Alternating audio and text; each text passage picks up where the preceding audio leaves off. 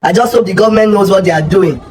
The conviction of Nnamdi Kanu, this is how they hear sentence to death, this and that. I just hope this sentence, I just hope they know what they are doing. We are in the midst of a lot right now. Nigeria is bleeding. Nigeria is going through what we don't even know how coming out of this thing will look like, because the future of where this whole insecurity thing is leading us to, we don't even know. And now then they sentence this kind man where they know how large in followership they. I just hope, because this judgment is not from the court, we know Tinubu is already aware. This is where they passed today, Tinubu don't hear. He's aware. I just hope Tinubu knows what he's doing with this judgment. Now we have a celebrity man, Sheikh Gumi, that intercedes for the so-called bandits. Sheikh Gumi goes to meet bandits. Sheikh Gumi is even telling us for peace to reign. They should settle bandits, so they will not be the one in charge of our forest. What are they taking in charge of? What is wrong? Did we say our forest need some level of people protecting it? So we should pay them for them to protect our forest. Our forest. Why Nnamdi Kanu is speaking out for his people, freedom of his people? He just wants a so bargain for his people to be on their own. On the whole land. When this man was arrested in Kenya, was he arrested with any weapon? No. But see Sheikh Gumi that eats, dies, and sleeps with bandits that the government claims to be looking for. He's working freely, saying that we should pay them more money for them to protect us. So now we'll avoid our armies, our police, and now pay bandits to now be the new security men protecting Nigerians. These men go on live videos on TikTok.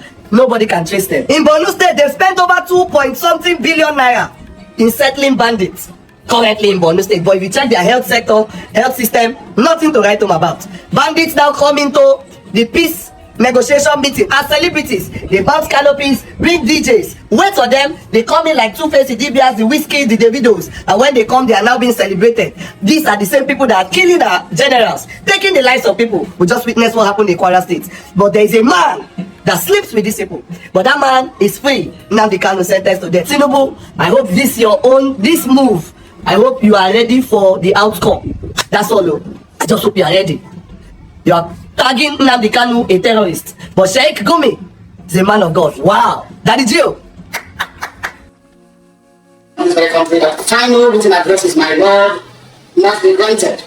I have not read it, my Lord, and I will salute. Do not forget. My Lord. I'm not please let me finish. It is my case. It is my case, my Lord. Let me finish. My Lord, in this very court, Emeka Itiaba was here, my Lord. Emeka Itiaba said, at the right time we will contradict or controvert a piece of evidence. A piece of evidence given in this very court. I need to write my final address, my Lord. I must count charge which with does. My Lord, I'm saying it clearly. I am entitled to final written address. What is my final written address? It's in the Constitution. My final written address. My Lord, my final written address. Where is it? I'm not, my Lord, please. Can you listen to the call? Please, my Lord. I need to file my final written address. It's in the Constitution. I appeal to you to compose yourself in temple of justice. My Lord, you are biased. You are biased. This is not law. You are biased. It's not law. Please, I beg you to compose yourself. My Lord, this is not law. Show me where it says you can waive my right to final written address. Show me. Show me where it says you can waive my right to final written address. And I'll sit down. Show me. My Lord, you're conducting their case for them. You're the one running their case for them. Let them show me that Constitution. Show me where it says you can waive my right to final written address. And I'll sit down. You have the right to appeal after. No, my Lord. This is a profession of the cause of justice. This is not law. This is not law. Can you excuse me? My Lord, I cannot excuse nullity and illegality. It's not possible. It is not possible, my Lord. You must show me where the Constitution says you have the right to wear my written address. You must show me. Show me. Show me where it says so. Show me. Show me where it says so. Excuse me. Is that why you brought the cameras? Is that why you brought them today? Please. You didn't bring it before. You brought it today. Please. Show me where it says you can call me on the repeat law. Show me. Show me why is it cannot repeat law. I said, show me. Show me. Show me. No, leave it. I said, leave it. It's a lot of law. I'm under fire. I have to speak. am under trial and I have to speak. Listen to me, please. I am under trial. I am under trial. And I must address you. No, listen to me, please. The judge must listen to me. No, wait. I'm asking a very simple question. No, wait. Please, look, this is Supreme Court. Wait, hold on. This is Supreme Court here. Hold on a second. Hold on. I said hold on. It's not a court of law. It's not a court of law. What you're doing is not law. You don't know the law. Show me. I said show me where you have the right to wear my right to carry address. Show me. That's what the Constitution said. Show me. Show me. You cannot show me. You cannot show me. You cannot show me because that's not the law. You can't show me. Wait, hold on. Don't touch me. Don't you dare touch me. People go down to the ground. Show me message you can wear my right. Show me the place I'm asking you. Show me. Show me. Show me. Which law says you can try me and I'm reading law? Show me. You cannot show me. I'm a judge. You claim you're a judge. You don't know law. You don't know law. Nonsense. Where is the family address? Where is it? Which law gave you the right to wear my family address? Which law gave you that right? I think you can find it. You can take the place and drive with me. No, this one here. What are you here? The court is minded to sentence the convicts to death due to the atrocity he committed. The convict has not shown any remorse whatever for his actions. He remained arrogant, cocky, and full of himself without realizing the magnitude of his crime and the effect of what he has done against his people in the southeast. I've listened to the allocutors made by the member of House of Representatives representing the constituency of the convicts. Although I'm not really persuaded, but I must temper justice with mercy. The court is moved by chapter 23, verse 23 of Matthew, in the book of Matthew, to the fact that who unto you, scribes and Pharisees, hypocrites, for you pay tithe of meats and anise and cumin, and has omitted the weightier matter of the law, judgment, mercy, and faith. This ought you ought to have done, particularly, and must notice the word in Matthew 23 and verse 23, the word mercy. Our God himself is merciful. No matter what we do, is a merciful God. It is on that note that the court will follow this above admonition of Jesus Christ in the above passage and show mercy to the convicts. In addition, the death penalty globally is now being frowned upon by the international community. Consequently, and in the interest of justice, I hereby sentence the convicts to life imprisonment for the said counts 1, 4, 5, and 6 instead of death sentence. Life is sacred to God. With respect to count 3, he is hereby sentenced to 20 years imprisonment without no option or fine. For count 7, he is sentenced to 5 years imprisonment without no option or fine. Well, I want to start by commending the people of Southeast, the Igbo people, for listening to us yesterday. We are calling inside the court, calling from courts, chatting that nobody should take laws into their hands because 80%, if not 90% of the people of Southeast, the Igbos, they are with Nnamdi Kanu. They know that Nnamdi Kanu is not a criminal, is not a terrorist. I want to commend them. That one is on that. Then secondly, Dr. Bat, you said that you know all that transpired yesterday. I beg to disagree. You don't know all that transpired yesterday because what you people, just like Vimbai commended the judiciary for allowing to stream the judgment live. Now you ask yourself, what stopped the judiciary from streaming the trial live so that people will understand what happened? But that one is a different ballgame. Just a moment. I didn't say that I know what transpired. I was not in the court. When did I say I know all that transpired yesterday? Okay. I just asked you to react to what happened yesterday. I didn't say so. Okay, sorry. Yeah. Okay, sorry. I was not in the open court. Sorry, I would have known. I withdraw it. Yeah. Okay, sir. Okay, sir. Sorry, sir.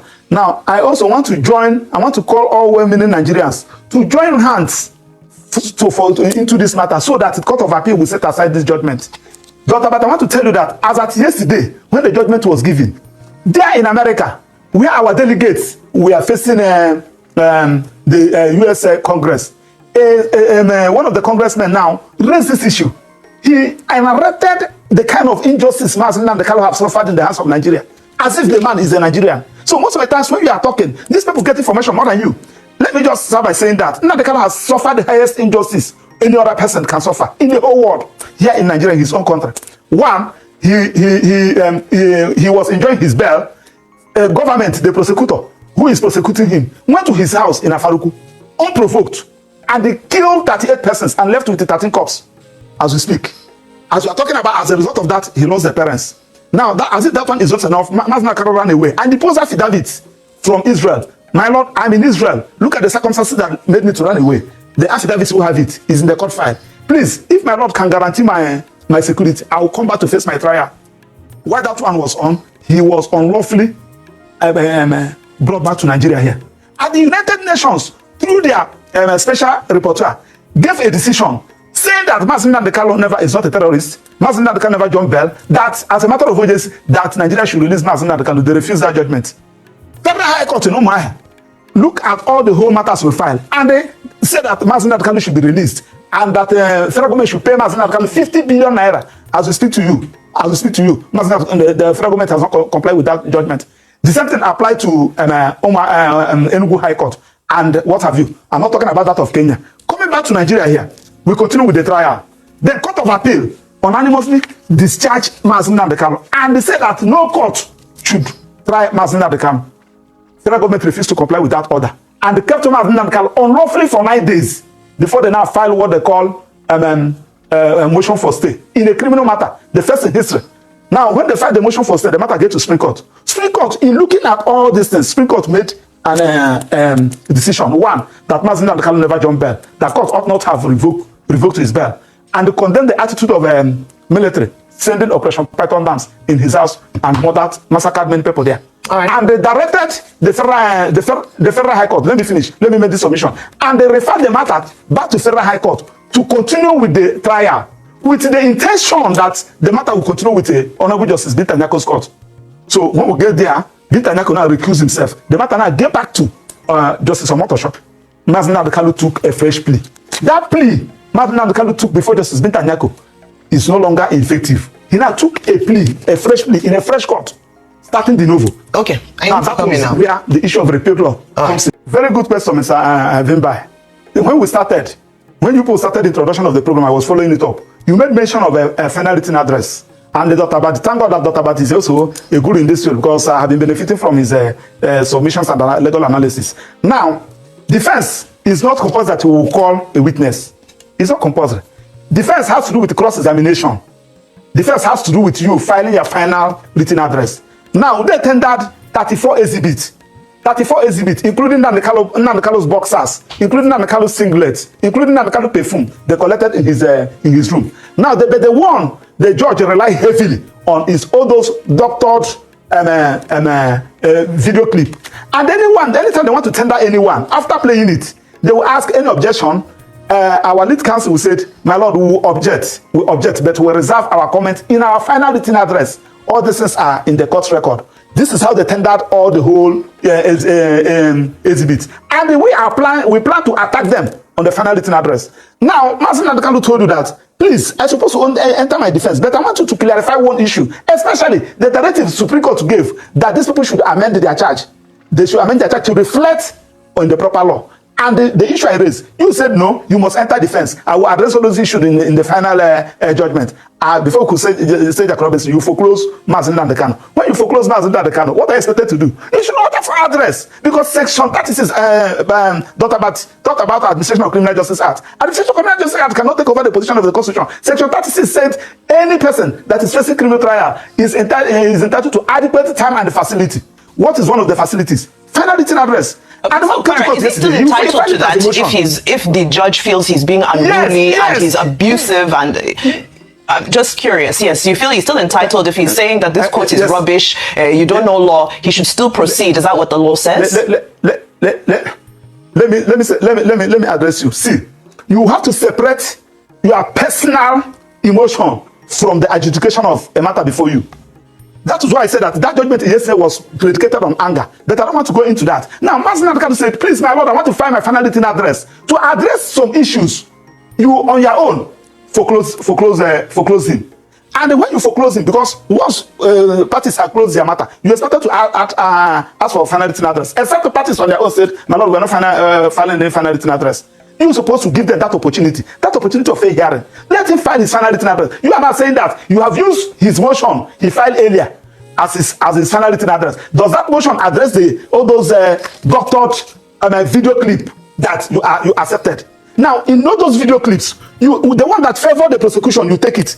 When they talk about the death of Gulag, the chief security officer of Imo State, who is the governor, said that no, IPOB is not the person that killed Gulag. Nobody killed Gulag. Gulag death was as a result of politics. That particular issue, the judge never evaluated. So I can go on and on and on and on to see. That was why someone like Engineer and some other person said that the judgment has already been written before the trial. And I concede to that. Now, the point we are making is that you will give somebody, once in any criminal trial, we are talking about criminal trial, especially the one that have a capital offense, where there is any iota of doubt, you resolve it in the favor of accused person. And you are expected to prove your case beyond the reasonable doubt. You cannot place your case on the weakness of the defendant. You cannot lay your case or your prosecution on the weakness of the defendants, assuming without considering that the defendant did not object, did not file any defense. The judge, under the law, you are expected to review all those evidence to see whether they are even admissible in the first instance. All right, so Sheikh Gumi, 52 kids were abducted yesterday at St. Mary's Church School in Minna, Niger State. These kids are between the age of 10 to 19 years old. Only God knows what they are doing to those kids as we speak. Sheikh Gumi, 32 kids were abducted in KB State.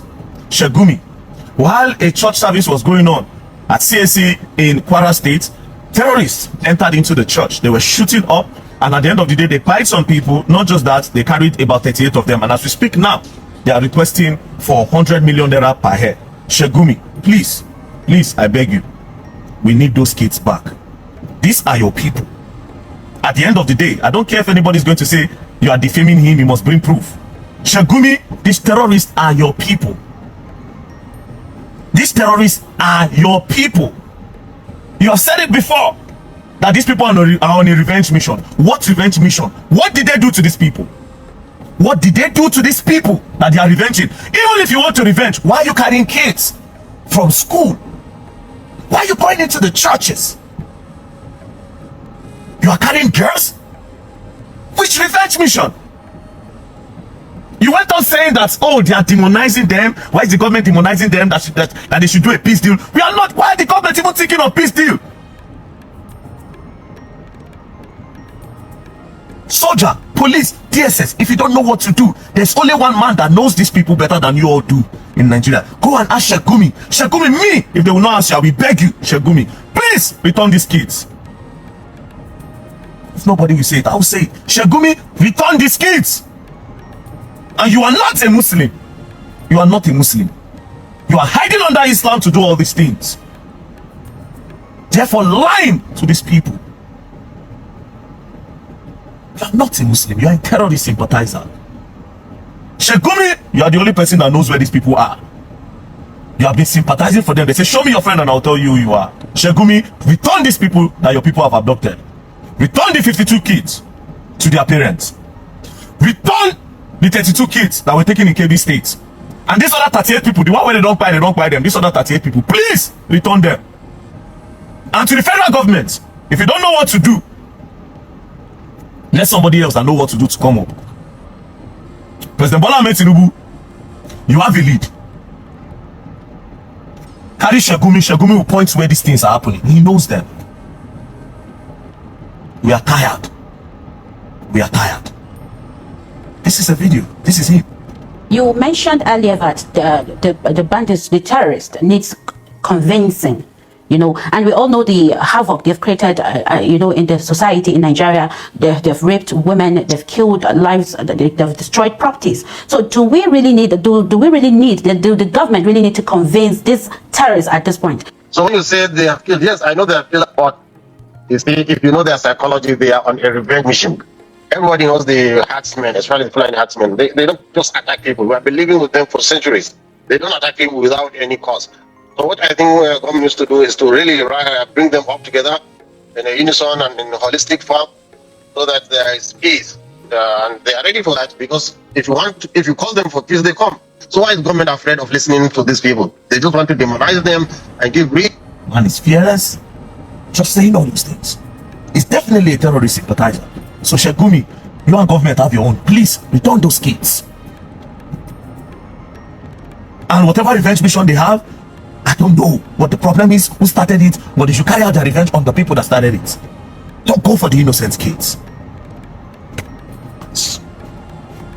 Alright, so Nnamdi Kanu's sentence is a distraction, because there's no way he would have walked out of that case freely.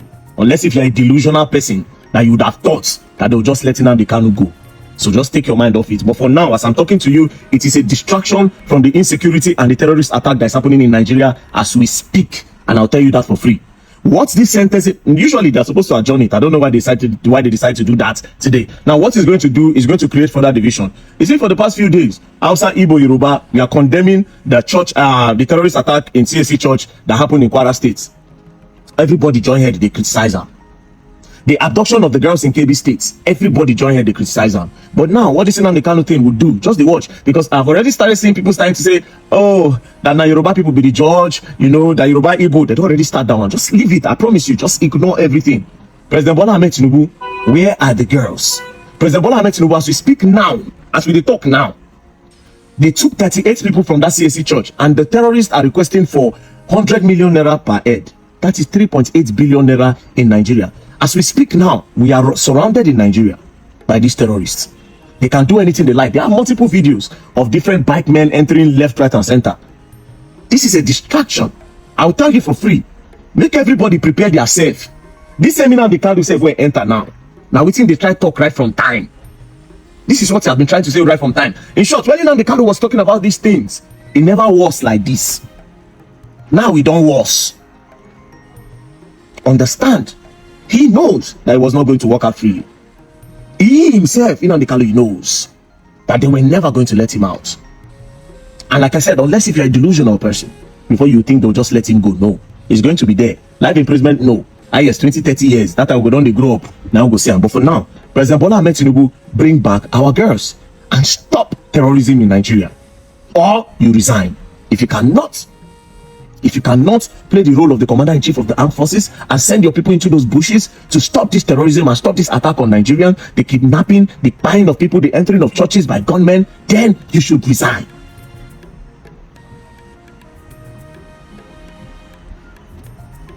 Don't play. Please pay attention, Nigerians. Pay attention. Nnamdi Kanu knows he was ready to sacrifice. And whatever thing he has spoken about is already happening. So we have to be wise. The pressure needs to be on the government. They want to divide. Oh, the judges are Yoruba. They want to divide. Hausas are being killed.